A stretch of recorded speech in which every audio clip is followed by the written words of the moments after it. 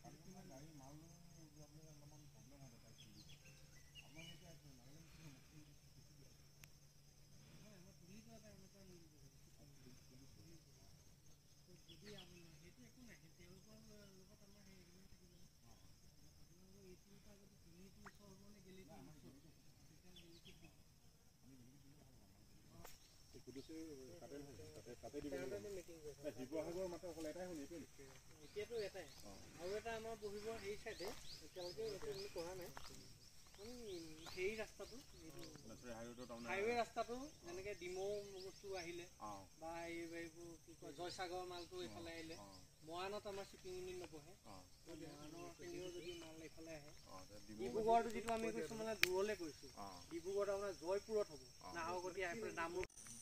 আজি মই প্ৰথমতে আপোনালোকৰ চেনেলত নমস্কাৰ জনাইছোঁ।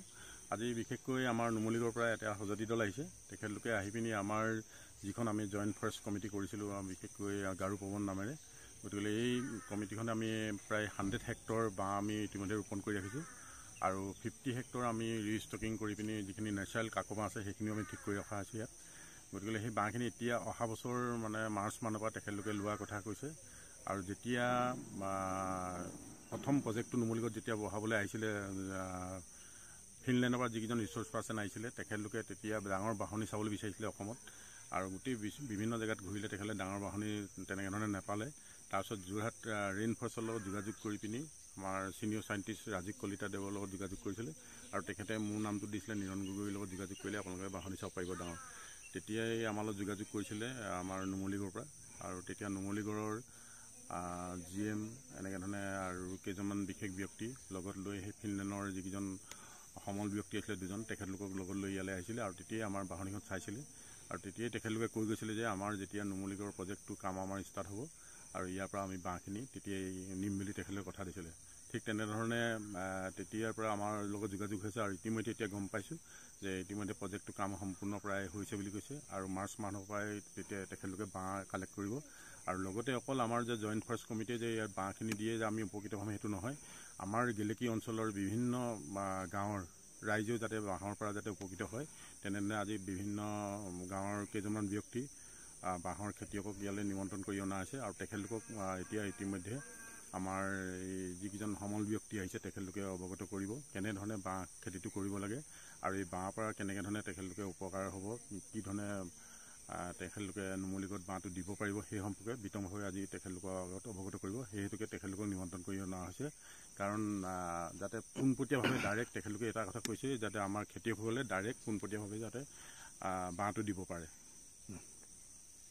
সেইখিনি বাঁহৰ মালিকসকলে কেনেধৰণে উপকাৰ হ'ব আৰু কেনেধৰণে বাঁহটো বিকিব পাৰিব সেই সম্পৰ্কে তেখেতলোকে ছাৰহঁতে বিতংভাৱে কথাখিনি ক'ব। আপোনালোকে মনোযোগ দি শুনিলেই হ'ব আৰু আপোনালোকে বৰ্তমান যিকেইজন আছে সেইকেইজনে গৈ ওচৰ চুবুৰীয়া ৰাইজক যিসকলৰ আমাৰ বাঁহ খেতিয়ক আছে তেখেতলোকক আপোনালোকে অৱগত কৰিব পাৰিব। এইখিনি মুখ্য কৰি আজিৰ উদ্দেশ্য ব্যাখ্যা থুলমূলকৈ ইমানেই বক্তব্য সামৰণি মাৰিছোঁ।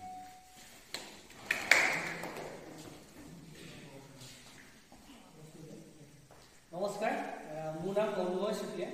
মই আপোনাৰ নুমলীগড় স্থিত আছাম বায়' ইথানল প্ৰাইভেট লিমিটেড, এইটো নুমলীগড় ৰিফাইনেৰী লিমিটেডৰ একদম কাষতে লাগি আছে। আছাম বায়' ইথানল প্ৰাইভেট লিমিটেড আগতে আগতে নামটো আছিলে মাহৰ আগত আছাম বায়ো ৰিফাইনাৰী প্ৰাইভেট লিমিটেড। এইটো নামটো আমাৰ চেঞ্জ কৰা হৈছে।